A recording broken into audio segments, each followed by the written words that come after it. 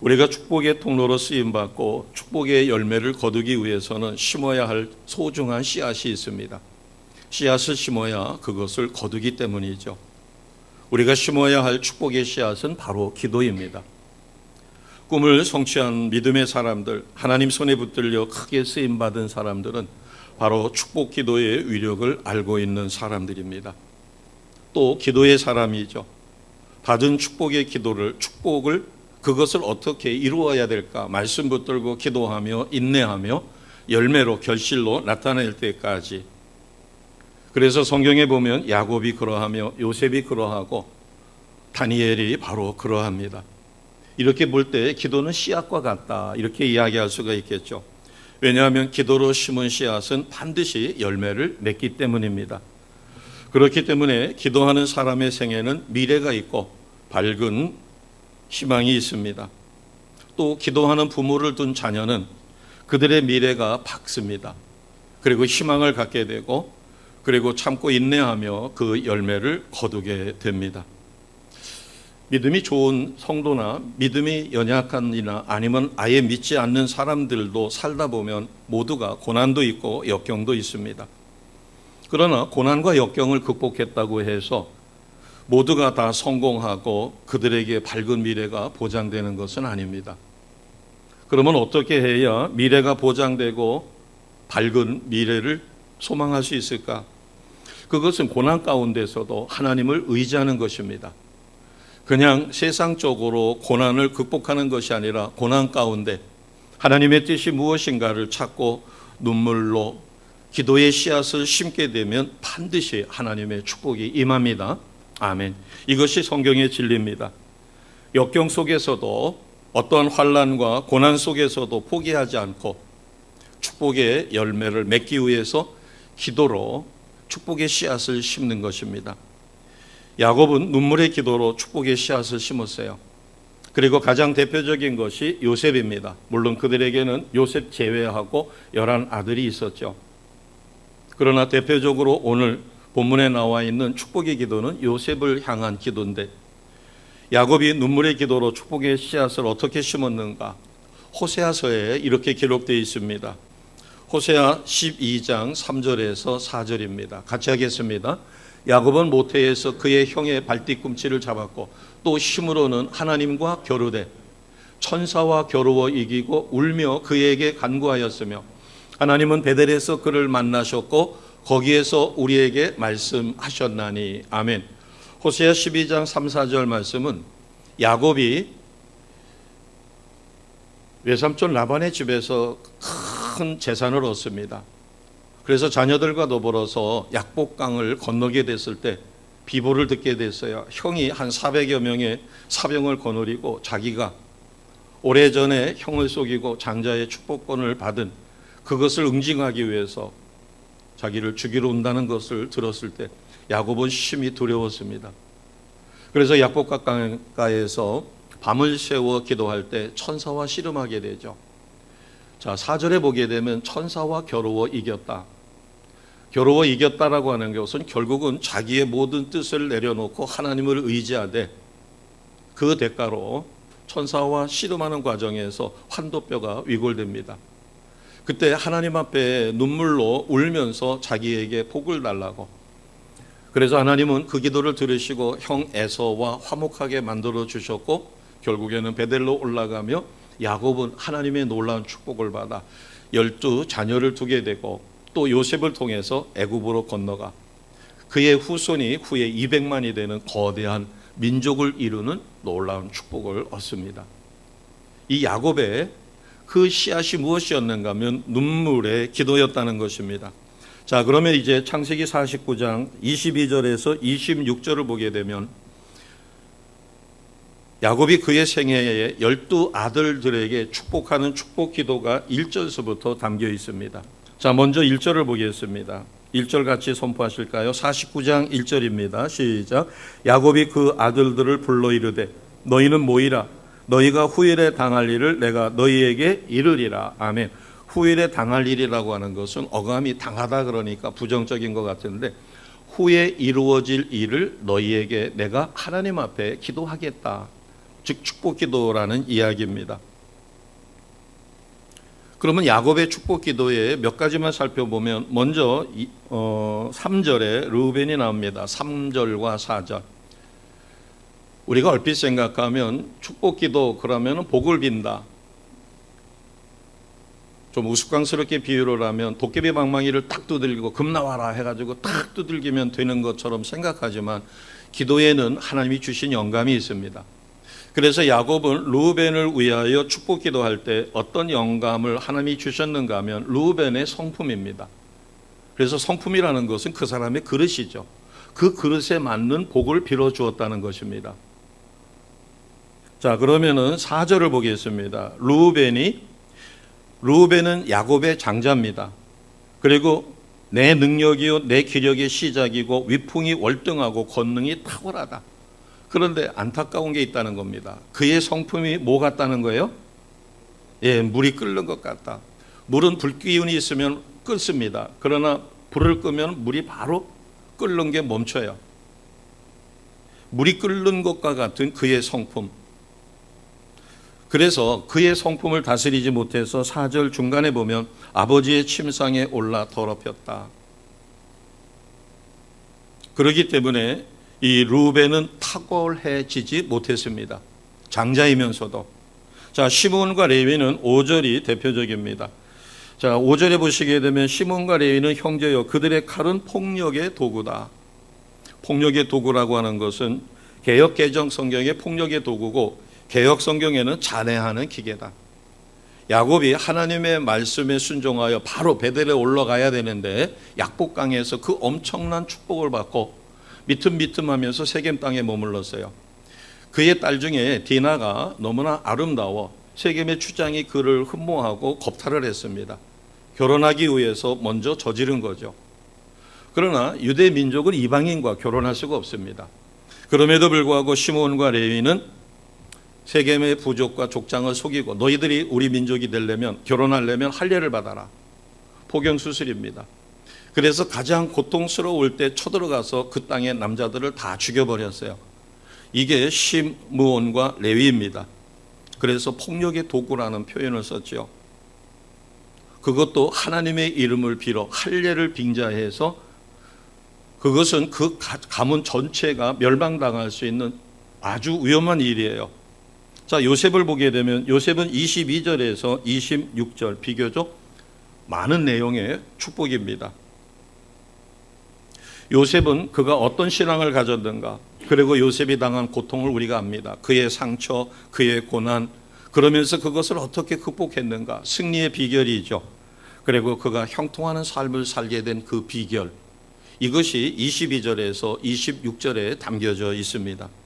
오늘 이 본문 말씀을 통해서 우리가 요셉에게서 축복의 열매를 맺는 비결을 배우시고 민속명절 새롭게 시작하셔서 반드시 그 열매를 얻으시는 우리 모두가 되시기를 주님의 이름으로 축복합니다.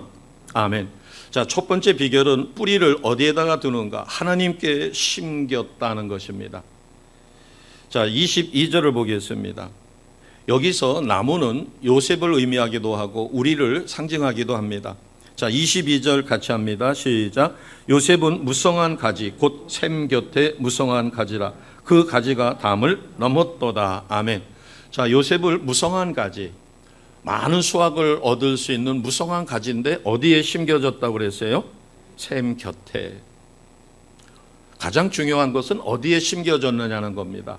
아무리 무성한 가지가 있다고 하더라도 그것을 사막 한가운데다가 심어 놓으면 물이 없어 말라 죽을 것이에요. 그런데 샘 곁에 심겨져 있으니까 샘으로부터 물을 빨아들여 무성한 가지는 반드시 열매를 맺게 됩니다. 그 가지가 담을 넘었다는 것은 자기 영역을 넘었다. 즉 영향력이 널리 퍼졌다. 그래서 후에 요셉은 애굽의 총리가 돼서 애굽만 다스릴 것이 아니라 그 근동이 7년 풍년을 잘 다스려 7년 흉년을 대비했었을 때 인근 일대에서 모두가 식량을 구하러 애굽으로 옵니다. 그러다 보니까는 필요한 것들은 전부 다 애굽에다가 바치고 곡식을 가져가게 되니까 요셉의 통치가 그 근동 온 세상에 미쳤다. 그래서 22절에 그 가지가 담을 넘었다는 축복은 그대로 이루어졌습니다. 그러면 여기서 그 비결이 어떻게 이렇게 무성한 가지가 되었을까? 그것은 바로 22절에 무성한 가지가 어디에 심겨졌어요? 샘 곁에 뿌리를 내렸다는 겁니다. 여기서의 샘은 하나님 또는 예수님을 상징합니다. 예수 안에 또는 하나님의 형상을 회복하고 하나님 말씀대로 사는 것을 의미하죠. 그리고 뿌리라고 하는 것은 우리의 겉모습이 있고 속모습이 있습니다. 겉으로 보기에는 신실한 믿음의 사람 같지만 속은 비어있는 강정일 수 있어요. 겉은 거룩해 보이지만 속은 추잡할 수 있습니다. 여기에 뿌리라고 하는 것은 눈에 보이지 않는 내면의 세계, 바꿔 이야기하면 그의 신앙심입니다. 또 다른 말로 쉽게 바꿔 이야기하면 그분의 인격 또는 성품이에요. 우리가 성공하는 것보다 더 중요한 것은 잘못된 방법으로 이룬 성공은 자신을 파멸할 뿐만 아니라 가족도 파멸합니다. 잘못된 방법으로 이룬 성공은 자신을 파멸시킬 뿐만 아니라 가족과 남까지도 파멸시킨다는 겁니다. 그래서 요셉을 통해서 배우는 것은 요셉이 무성한 가지가 돼서 그 가지가 담을 넘을 정도로 그렇게 번성할 수 있었던 비결은 바로 샘 곁에 하나님 중심의 삶, 우리와 같은 경우는 예수님 중심의 삶을 살았다는 것입니다. 즉 어디에 심겨졌느냐? 바꿔 이야기하면 첫 단추를 잘 째워야 됩니다. 내가 서울을 가야 되는데 나는 지금 잘못 판단해가지고 부산으로 열심히 달려가고 있어요. 속도가 중요한 게 아니라 방향이 중요합니다. 방향이 중요하다고 하는 것은 내가 세상에 심겨지느냐, 하나님 샘 곁에 심겨지느냐. 샘 곁에 심겨지면 그 가지가 담을 넘어 세상을 다스립니다. 이런 축복을 누리시기를 주님의 이름으로 축복합니다. 아멘. 그러면 다른 성경에서는 요셉의 이와 같은 형통의 비결을 어떻게 이야기하고 있을까? 우리가 가장 많이 암송하고 우리 상장에도 사용하는 시편 1편 3절 말씀입니다. 시편 1편 3절 같이 선포하겠습니다. 그는 시냇가에 심은 나무가 철을 따라 열매를 맺으며 그 잎사귀가 마르지 아니함 같으니 그가 하는 모든 일이 다 형통하리로다. 아멘. 자, 형통하는 비결. 그걸 좀 더 자세하게 이야기하면 나무가 철을 따라 열매를 맺고 잎사귀가 마르지 않고 무성하다. 어떻게 그렇게 될 수 있는가? 맨 첫 절에 보니까 어디에 심겨졌기 때문에 그래요? 시냇가에 심은 나무기 때문에. 시냇가에 심은 나무기 때문에 철을 따라 열매를 맺을 뿐만 아니라 잎이 마르지 않고 그가 하는 모든 일이 형통한다. 우리는 이미 하나님 안에 있는 자입니다. 예수님을 믿었기에 예수님 안에서 말씀 따라 기도하며 성령의 인도하심을 받는 것이에요. 자, 같은 말씀이 예레미야 17장 7절 8절 말씀에 있습니다. 같이 하겠습니다. 그러나 무릇 여호와를 의지하며 여호와를 의뢰하는 그 사람은 복을 받을 것이라. 그는 물가에 심겨진 나무가 그 뿌리를 강변에 뻗치고 더위가 올지라도 두려워하지 아니하며 그 잎이 청정하며 가무는 해에도 걱정이 없고 결실이 그치지 아니함 같으리라. 아멘. 암만 가뭄이 와도 흉년이 와도 걱정이 없다는 거예요. 왜? 물가에 심겨졌기 때문에. 뿌리가 그 속에서 물을 빨아들여 더위가 올지라도 가뭄이 올지라도 아주 심한 흉년이 올지라도 그 뿌리는 물을 찾아서 계속 공급받으니까 풍성한 열매를 맺는다. 자, 8절 말씀을 앞에 신앙적으로는 이렇게 이야기합니다. 7절입니다. 여호와를 뭐 하라는 거예요? 의지. 여호와를 의지하고 여호와를 의뢰하는 사람.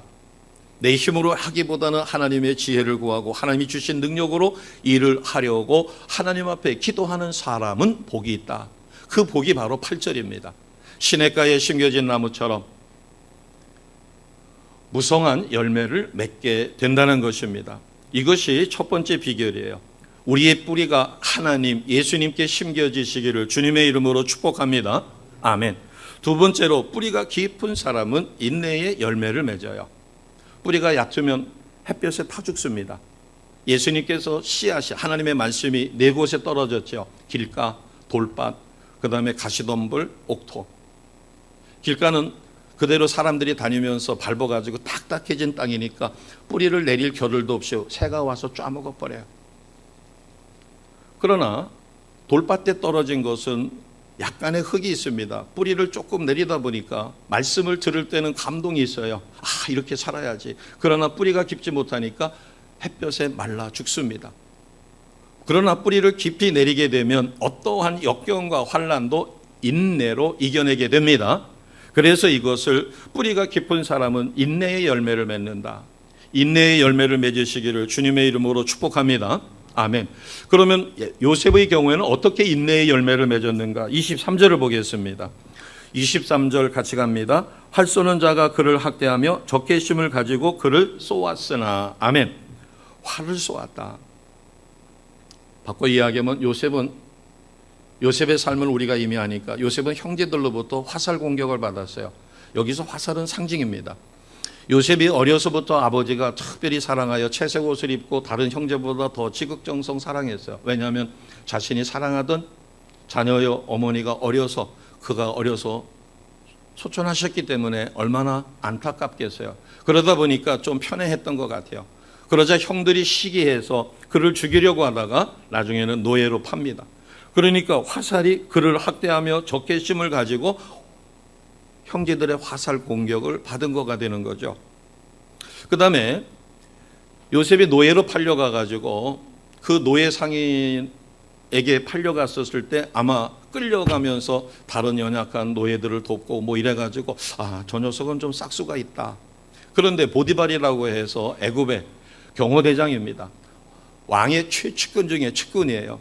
그가 노예를 보내달라고 했었을 때 아무나 보냈다가 그 노예가 문제가 생기면 책임을 져야 되니까 믿을 수 있는 노예를 보낸 게 요셉을 보낸 거예요. 그런데 그 요셉이 노예 보디발의 집에 팔려가가지고 11년 동안 최선을 다해서 섬겼어요. 보디발이 그가 하는 거를 보니까 요셉이 신통해요. 그 다음에 너무나 성실해요. 그래서 자기 집의 모든 일을 요셉에게 맡길 정도로 신뢰를 합니다. 그러나 보디발에게는 예쁜 아내가 있었는데 그 아내가 요셉을 유혹합니다. 아마 요셉의 모습이 출중하고 섹시했던 모양입니다. 그러나 요셉은 죄를 짓지 않기 위해서 주인에게 충성하는 것이고 또 하나님 앞에 죄 짓지 않기 위해서 그 아내의 유혹을 뿌리쳐요. 그러자 그 아내가 요셉을 시기해서 성추행범으로 요셉이 도망치다가 자기의 겉옷을 뺏겼어요. 뺏길지언정 그 자리를 비껴나간 것입니다. 성범죄를 짓지 않기 위해서. 그러나 오히려 성범죄범으로. 왜냐하면 자기 겉옷이 거기 있으니까. 그래서 보디발에게 배신을 당해서 불신을 당해가지고 언제 죽을지 모르는 모습으로 감옥에 갇히게 돼요. 결국 보디발에게 배신당한 거죠. 11년 동안이나 충성을 다했는데 돌아온 것은 성추행범이요. 언제 죽을지 모르고 지금 억울하게 감옥에 갇혀 있는 겁니다. 요셉은 어느 날 갑자기 뿅 하고서는 애굽의 총리가 된 게 아니에요. 형제들의 시기를 받았고 어린 시절에는 엄마의 사랑을 제대로 느끼기 전에 엄마가 죽었고 그래서 아버지가 자기를 편애할 수밖에 없었고 뭐 등등 이런 많은 파란만장한 생애가 있습니다. 노예로 팔려갔고 그리고 보디발에게 팔려와서 또 거기서 최선을 다했지만 결국은 성추행범으로 언제 죽을지 모르는 비참한 신분으로 전락됩니다. 그러나 감옥에서도 그는 성실했어요. 그래서 간수장이 요셉을 통해서 그 감옥의 모든 일을 맡길 정도로 성실합니다. 그러자 술 맡은 관원장과 떡 맡은 관원장이 들어왔어요. 그들이 꿈을 꿨는데 그래서 요셉이 꿈을 해몽해 줬습니다. 떡 맡은 관원장은 죽을 꿈이고 술 맡은 관원장은 다시 복직될 것이다 라고 이야기해 주면서 술 맡은 관원장에게 간곡하게 말을 했습니다. 나는 이러해서 억울하게 사실은 그 자리를 피하기 위해서 내가 도망치다 보니까 겉옷을 뺏겼는데 그것이 증거가 돼서 내가 성추행범인데 나는 절대 죄짓지 않았다. 그러니까 나의 억울함을 왕에게 좀 이야기해서 나를 좀 석방될 수 있게 해달라고 간곡히 부탁했습니다. 술 맡은 관원장이 복직되면 반드시 그러하마라고 해놓고 복직되고 나서 까마득히 잊어버린 지 2년이나 됐어요. 지금 제가 대충 말씀드린 것만 해도 요셉은 많은 어려움을 겪었습니다. 그러나 신앙심을 견고하게 하나님 말씀과 하나님의 섭리와 그가 꾼 꿈에 근거를 두었기 때문에 어떤 인내도 참고 견뎌낼 수 있었어요. 결국 시련은 요셉에게 인내의 열매를 맺게 했습니다. 성경에서 가장 성도들의 중요한 성품을 무엇이라고 소개하는가 하면 인내입니다. 같이 해보겠습니다. 인내. 그가 신앙이 얼마만큼 성숙됐느냐, 이것은 얼마만큼 하나님의 말씀을 부여잡고 그 어려움과 역경을 이겨내느냐, 그 과정이 바로 인내입니다. 자, 이 인내를 갖다가 야고보 1장 3절 4절에서는 이렇게 이야기합니다. 같이 선포하겠습니다. 야고보서 1장 3, 4절이에요. 시작. 이는 너희 믿음의 시련이 인내를 만들어내는 줄 너희가 알미라. 인내를 온전히 이루라. 이는 너희로 온전하고 구비하여 조금도 부족함이 없게 하려 함이라. 아멘. 세 가지의 놀라운 사실이 있습니다. 온전해지는 거죠. 그 다음에 준비돼서 쓰임받을 때 쓰임받는 겁니다. 그리고 부족함이 없는 것이 무엇을 통해서 이루어진다고요? 인내. 그래서 인내를 온전히 이루라. 3절을 다시 한번 보여주세요. 3절에 보시면 무엇이 인내를 만들어내요? 그렇죠. 믿음의 시련이에요. 그러니까 우리에게 어떤 역경과 환난이 있다 할지라도 그것은 우리가 싫어. 나는 기억조차 싫어. 그래가지고 그것을 버리고 폐기시킬 게 아니라 그것은 하나님께서 우리를 큰 그릇으로, 그래서 그 속에서 인내를 배우게 하고 인내의 열매를 통하여 하나님이 어떠한 복을 주어도 흔들림이 없고 그것으로 인하여 타락하거나 세상 곁길 가지 않도록 만들어 주시는 것이 인내의 열매입니다. 아멘. 하나님은 꿈꾸는 사람인 요셉을 이렇게 시련을 허락하신 것은 그를 연단해서 깨끗한 그릇으로 만들어 하나님이 주신 축복의 놀라운 열매들을 맺어가게 하기 위해서 그렇게 하셨습니다. 우리가 시련이 없다면 우리는 깊은 기도의 단계로 들어가지 못합니다. 세상에서 그렇게 이야기합니다. 저분은 참 점잖아. 저분은 참 겸손해. 그러나 성령의 강력한 기름 부으심과 기도의 깊은 단계에 들어가면 자기의 모습을 보게 됩니다.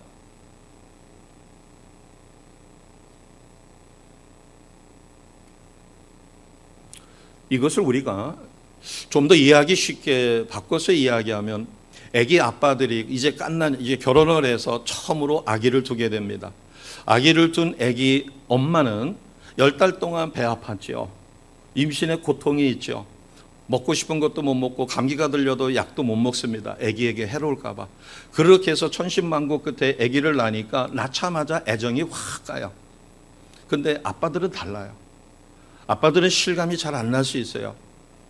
10이면 10 중에 9 이상이 그렇습니다. 그런데 그 아빠가 자기 목숨보다도 아기에게 애정이 확 갈 때가 언제일까? 아무런 풍파가 없을 때는 그냥 좋아요, 마냥. 아기가 좋고, 그런데 깊은 정이 없어요. 목숨까지 바꿀 수 있는 그런 경지까지는 못 갑니다. 그런데 아기 아빠가 언제 그 아기에게 자기 목숨보다도 소중함을 깨닫게 되는가 하면 아기가 사경을 헤맬 때예요. 아기의 목숨이 경각에 달려 있습니다. 그때 그 상황이 너무 안타까운 거예요. 마음이 너무너무 아픈 거예요. 차라리 내가 아팠으면 좋겠어요. 그러다 보니까 나중에 하나님 앞에 자신도 모르게 그렇게 기도합니다. 하나님, 그래도 저는 30몇 년을 살았는데 몇 년을 살았는데 이 아기는 이제 태어나서 불과 몇 달도 못 살았습니다. 하나님, 차라리 저와 목숨을 바꿀 수 있다면 제 목숨으로 이 아이를 구해달라는 기도가 진실로 하나님 앞에 드려지게 됩니다. 그러다가 극적으로 그 아이가 그 병을 잘 극복해서 건강해지면 그때 아기 아빠는 큰 사랑이 자기 목숨보다도 그 아기가 소중하게 여겨지는 것이 가슴 속에 들어와서 박히게 돼요. 그때 아빠가 아이를 진실로 사랑하며 아이의 엄마 되는 아내를 진실로 사랑하게 됩니다. 이 원리가 지금 인내가 없다면, 즉 환난이 없다면 우리가 어떻게 예수님이 십자가의 그 모진 고통을 겪으셨던 것을 우리가 체험적으로 알 수 있을까요? 기도의 깊은 단계에 들어갑니다. 아마 요셉도 그랬을 거예요. 형제들에게 버림받았어요. 처음에는 죽음의 공포가 두려워가지고 살려달라고 애걸복걸했지만은 어느 형제도 돌아보지 않다가 나중에 노예로 팔려갔어요. 노예로 팔려가면서도 그 자기보다 연약한 노예들을 돕고 이러다 보니까 노예 주인이 이렇게 봤을 때 저 노예는 좀 다르다. 다른 녀석들은 노예로 끌려갔다는 것에 자포자기하고 캔슬라 깨라 해가지고 자기 그냥 막 방탕하고 주인 말도 안 듣고 대들고 이러는데 저도 피곤할 텐데 다른 연약한 노예들을 돕고 이렇게 하는 것을 보니까 어떤 보상을 원하는 것이 아니고 아주 작은 일에 최선을 다하는 모습을 보고 그래서 그가 보디발이라고 하는 당대의 최고 실력자에게 노예를 팔 때 요셉을 보낼 수 있었던 것이에요. 보디발에게 배반을 당해서 11년 동안이나 최선을 다했지만 돌아온 것은 억울한 누명이고 감옥이에요. 그럼에도 불구하고 그 감옥에서 또 주변의 상황에 적응해서 최선을 다하니 간수장이 요셉에게 모든 것을 맡길 정도였다라고 성경은 기록됩니다. 그리고 하나님께서는 감옥이라고 하는 특수한 환경 속에서 요셉이 나중에 애굽의 총리가 될 때 왕궁의 실정을 모르고 왕의 습성을 모르면 위험할 수 있죠. 그러니까 왕궁에서 왕에게 미움을 받은 사람들이 가는 고급 감옥이 바로 보디발의 그 감옥이에요. 경호실장 집에 있는 사설 감옥입니다. 거기에서 왕의 습성이 어떻고 왕궁의 법도가 어떻고 실력자는 누구고 이런 것들을 수소문을 해서 들을 수가 있었고 그렇게 준비가 되니까 애굽의 총리로 임명돼서도 일사불란하게 하나님이 주시는 지혜로 애굽을 전체 통치할 수 있는 기초적인 훈련이 그곳에서 이루어진 거죠. 그러나 요셉은 몰랐습니다. 자기가 왜 감옥에 있어야 되는지. 그래서 너무나 억울해서 술 맡은 관원장에게 자기를 구명해달라고 신신당부했는데 2년이라는 세월이 흘렀어요. 그러고 나서 뒤늦게 술 맡은 관원장이 왕의 총애를 받을 때 꿈 이야기를 했었을 때 자기 꿈을 해명을 해줬는데 떡 맡은 관원장은 죽었고 자기는 그 예언대로 꿈의 해몽대로 살아나가지고 추천을 할 때 그때서야 비로소 요셉이 생각이 난 거죠. 우리가 너무나 억울한 일을 당합니다. 세상 같으면 버선 같으면 홀랑 뒤집어가지고 봐라 이것이 진실이다라고 이야기하겠지만 거기에는 가족도 연결돼 있고 모두 연결돼 있고 복잡합니다. 이럴 수도 저럴 수도 없을 때 우리는 눈물로 하나님 앞에 기도할 수밖에 없겠죠. 눈물로 하나님 앞에 기도할 때 그 기도가 깊어지면 틀림없이 이런 상황에 처하게 돼요. 십자가에 억울하게 죽으신 주님을 만납니다. 내가 이렇게 억울한 일로 인해서 진짜 가슴이 아파서 미칠 지경이고 차라리 홀라당 누명을 벗기 위해서 내가 이렇게 나는 의롭다라고 할 수가 있음에도 불구하고 그럴 수 없는 상황에 하나님 앞에 기도하다 보니까 어느 경지까지 가는가 하면 예수님은 아무 죄 없으신데 억울하게 십자가에 죽으시고 능력자이신데 자기를 조롱하는 사람들을 말씀 한마디로 다 능지처참할 수 있는데 그렇게 하지 아니하시며 그거를 다 겪으시는 주님. 더군다나 나는 그래도 옷이라도 제대로 입고 그래도 내가 억울하게 누명을 썼어도 내가 전부 다 발가벗겨진 건 아닌데 예수님은 실오라기 하나 거치지 않고 그 십자가에서 그 모진 고통을 겪으신 주님의 심정이 조금이라도 이해가 되는 거예요.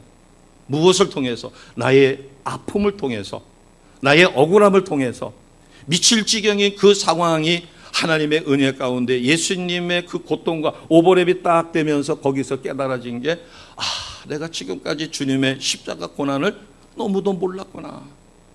내가 이렇게 아픔에 처해 보니까 누명을 쓰고서는 이것을 벗어나려고 전전긍긍하다 보니까 주님의 그 아픔을 체험하게 되는 거예요. 그것도 조금. 그러면서 주님의 십자가 그 보혈의 공로가 얼마나 위대한지를 깨닫게 됩니다. 이런 경지를 터득하고 나면 이 세상에서 어떤 역경과 환난과 누명을 써도 지렁이도 밟으면 꿈틀한다고 하는데 그것을 묵묵히 인내하는 거예요. 돼지는 목을 따서 잡으려고 하면 동네가 다 합니다.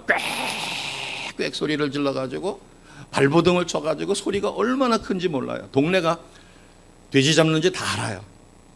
그런데 양은 대동맥을 끊어도 하고서는 뻐둥뻐둥 하다가 비명도 안 지르고 죽어요.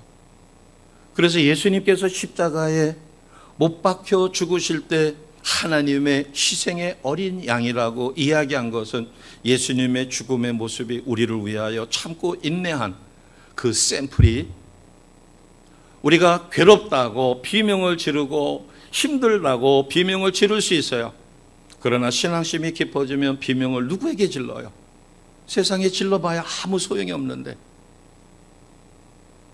결국은 침묵하며 하나님 앞에 눈물로 나갈 수밖에 없고, 그럴 때 깊은 신앙의 단계에서 인내의 열매를 누리게 되어집니다. 요셉은 어느 날 갑자기 뿅 하고 애굽의 총리가 된 게 아니라 노예로 팔려갈 때도 작은 일에 충성을 했어요. 그리고 그가 가정총무로서 보디발이라고 하는 권력자의 집사로서의 그 위세가 당당했었을 때도 겸손하며 공정하며 거룩하고, 심지어는 그 아내가 유혹을 하는데도 불구하고 그것으로부터 유혹을 벗어나려 거룩함과 정절을 지켰다는 것입니다. 처음에는 아버지의 총애를 받는 어린아이였어요. 노예로 팔려갔어요. 신분이 바뀌었어요. 아버지의 아들로서 사랑만 받다가 노예로 끌려가서 비참한 신세가 됐어요. 그러다가 이제 보디발에게 팔려가 가지고 가정총무가 돼서 권세를 얻었어요. 신분이 또 바뀌었어요. 환경도 바뀌고 신분도 바뀌고 지위도 바뀌었어요. 그럼에도 불구하고 요셉은 하나님의 섭리를 바라보고 하나님이 자기를 쓰시고 있다는 사실을 믿고, 심지어는 애굽의 총리가 되었을 때도 교만하지 않으며, 그가 교만하면 왕이 쳐냅니다. 그 왕국에는 1인자는 하나밖에 없어요. 그러나 애굽의 왕은 요셉을 신뢰할 수밖에 없는 게, 얼마나 겸손하며 왕의 위해서 최선을 다하며 그가 지혜롭게 다스리는지. 백성들로부터 어마어마한 칭송을 받지만 절대로 왕의 권위를 흔들리지 않으며 왕을 더욱 견고하게 세워지는 그와 같은 최선을 다하는 삶, 이것이 이루어졌기 때문에 하나님은 요셉을 통하여 70여 명의 가족이 후에 200만이나 되는 거대한 민족을 만들기 위한 처음 시발점에 요셉을 쓰셨다는 겁니다. 그가 고센 땅을 예비했고 고센 땅에 그 부족이 들어가서 200만이나 되는 어마어마한 민족으로 성장할 수 있는 토대를 만든 게 바로 요셉이에요. 요셉이 겪었던 연단과 시련을 통하여 하나님은 그를 큰 인물로 쓰시기 위해서 다듬었다는 사실을 꼭 기억하시기 바랍니다. 우리는 어느 날 갑자기 요행스러 축복 한번 했더니 그가 뿅 하고서는 총리가 되고, 아무런 준비가 없는데 개차반인데 축복 한번 했더니 그가 일확천금을 하고, 이거는 사입입니다. 하나님은 절대로 그렇게 안 하셔요. 준비가 안 돼 있는데 어마어마한 부를 받게 되면은 그는 졸부가 됩니다. 외국에 나가가지고 $100짜리 지폐를 탁 펴가지고 부채로 붙이면서 유혹이나 하다가 외국 대사관에 끌려가가지고 국가 망신시키죠. 준비가 되어 있지 않으면 쏟아지는 부를 감당할 수가 없어요. 자기도 망하고 남도 망하고 가문 전체를 망하게 만듭니다. 자, 이제 마지막으로 야곱은 요셉에게 복을 빌어줬는데 22절에서부터 26절에 보면 5가지 축복이에요. 자, 첫 번째는 세계적인 인물이 되는 축복입니다. 22절입니다. 세계적인 인물이 되도록. 자, 22절 같이 갑니다. 시작. 요셉은 무성한 가지 곧 샘 곁에 무성한 가지라 그 가지가 담을 넘었도다. 아멘. 요셉의 가지가 무엇을 넘었다고요? 담을 넘었다. 요셉은 야곱이라고 하는 하나님 12부족 속의 자녀였지만 하나님은 그를 애굽의 총리로 세우고 7년의 풍년을 잘 다스려 앞으로 닥칠 7년의 흉년을 극복하고, 그러는 가운데서 왕의 어마어마한 총애를 얻고 그의 선한 정책은 주변 근동에게 퍼지며 이스라엘 백성이 고센 땅에 들어가서 당연히 그곳에서 크게 번성하는데 일조를 담당할 정도로 세계적인 인물로 세우셨어요. 그러면은 요셉에게만 이런 복이 주어졌느냐? 아니에요. 모두에게 똑같이 주어졌는데 다행히 요셉이 이것을 끝까지 이루었다는 겁니다. 그러면 우리에게도 이것이 주어졌는데 근거를 신명기 28장 1절에서 찾아보겠습니다. 우리 모두에게도 세계적인 인물이 될 수 있는 복을 주셨습니다. 자, 그러면 1절입니다. 같이 합니다. 시작. 내가 내 하나님 여호와의 말씀을 삼가 듣고 내가 오늘 내게 명령하는 그의 모든 명령을 지켜 행하면 내 하나님 여호와께서 너를 세계 모든 민족 위에 뛰어나게 하실 것이라. 아멘. 자, 마지막 두 줄을 보세요. 너를 세계의 모든 민족 위에 뛰어나게 하실 것이라. 여기에서는 특별히 누가 아니에요. 요셉만이 아닙니다. 모든 하나님의 백성이에요. 모든 하나님의 백성이 어떻게 하면 세계 모든 민족 위에 뛰어나게 만들어 주셔요? 자, 첫 번째 줄을 보겠습니다. 뭘 하면? 여호와의 말씀을 삼가 듣고, 삼가 듣는 것은 조심해서, 그러니까 삼가 뭘 합니다. 뭐 삼가 경의를 표합니다. 이러는 것처럼 하나님의 말씀을 조심해서 듣고, 들은 다음에는 반드시 뭐 하는 거예요? 들으면 깨달으니까, 깨달았으니까는 오늘 내게 명령하는 그의 모든 명령을 뭐 하는 거예요? 지키면, 지켜서 행하면. 두 가지입니다. 하나님의 말씀을 듣고 감동받아 깨달은 것을 실천해서 지켜서 행하면 뭐가 되게 만들어준다는 거예요. 세계 모든 민족 위에 뛰어나게 하신다. 요셉만 그렇게 하시는 게 아니라 우리 모두를 하나님은 그렇게 쓰기를 원하십니다. 아멘. 그런데 이루어 받는 것은 인내의 열매가 있어야 돼요. 말씀과 기도를 통하여 하나님 말씀 속에 깊이 들어가야 됩니다. 우리가 새로운 복을 받아가지고 내가 세계적인 인물이 되는 게 아니라 하나님은 이미 우리에게 세계적인 인물이 될 수 있는 틀은 만들어 주셨습니다. 그것을 내가 어떻게 활용해서 내 것으로 만드느냐는 거예요. 자, 신명기 28장 12절 말씀 같은 것입니다. 자, 선포하겠습니다. 시작. 여호와께서 너를 위하여 하늘의 아름다운 보고를 여시고 내 땅에 때를 따라 비를 내리시고 내 손으로 하는 모든 일에 복을 주시리니 내가 많은 민족에게 꾸어줄지라도 너는 꾸지 아니할 것이다. 아멘. 예수님은 제자들을 둘씩 짝지어서 70인을 파송하기도 하셨어요. 그러면서 내 증인이 되라.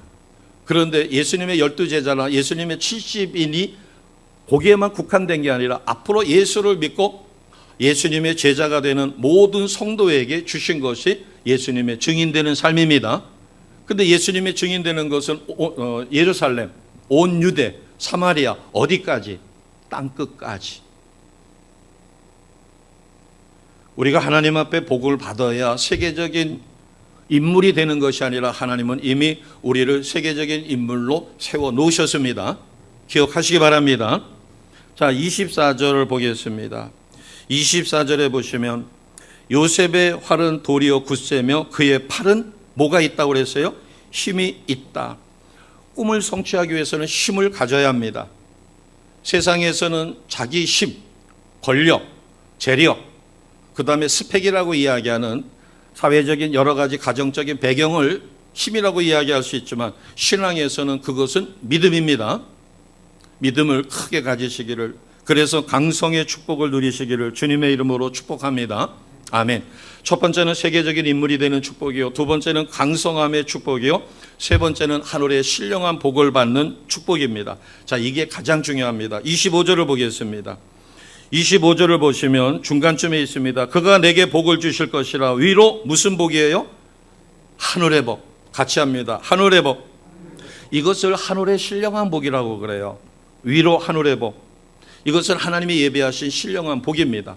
그럼 우리가 얼핏 생각하면 하늘에서 신령한 무엇을 줄 것이다 라고 생각하지만 이미 이것은 여러 가지 의미에서 그 중에 하나는 우리가 이미 신령한 복을 받았습니다. 자, 어떻게 받으셨죠? 나의 힘으로 예수님을 믿게 됐어요? 성령의 도우심으로 예수님을 믿게 됐어요? 성령의 도우심으로 우리는 예수님을 믿었습니다. 예수님을 믿었다는 얘기는 우리는 하나님의 뭐가 된 거예요? 하나님의 자녀가 되었습니다. 하나님의 자녀가 됐으니까 하나님의 하늘의 신령한 것을 상속받을 수 있는 상속자가 되었습니다. 아멘. 제가 없는 말 만드는 게 아니죠. 그러니까 우리는 이미 하늘의 신령한 복을 받은 자예요, 받을 자예요. 이미 받았습니다. 이것 이외에 하나님이 예배하신 더 신령한 것이 있다면 또 하나님이 주실 것이에요. 그래서 축복 기도를 할 때 영혼이 잘 되면 뭐가 잘 된다고 그랬어요? 영혼이 잘 된 것과 같이 범사가 잘 되며, 그러니까 영혼이 잘 되는 것은 하늘의 신령한 복을 받은 거니까 우리 식으로 표현하면 내가 하나님 자녀 되었습니다. 예수님을 믿고 예수님의 제자가 되었습니다. 그러면 우리는 당연히 그 이외의 모든 것이 형통하는 복을 받은 자예요. 그러면 이것을 우리가 누리지 못한다는 것은 그것을 받아 누려야 되는데 어딘가가 고장난 데가 있다는 겁니다. 잘못된 데가 있다는 거예요. 그것을 깨닫고 회개하고 돌았으면 우리는 영혼이 잘된 같이 범사가 잘되는 놀라운 은혜를 누리게 됩니다. 이것이 25절의 하늘의 복이에요. 자, 하늘의 복을 받은 자는 이어서 어떤 복이 있는가 하면 하늘의 복과 그 다음에는 무슨 복이에요? 아래로 눈으로 보시기 바랍니다. 자, 25절 중간쯤에 보니까 위로 하늘의 복과 아래로 무슨 복이에요? 깊은 샘의 복입니다.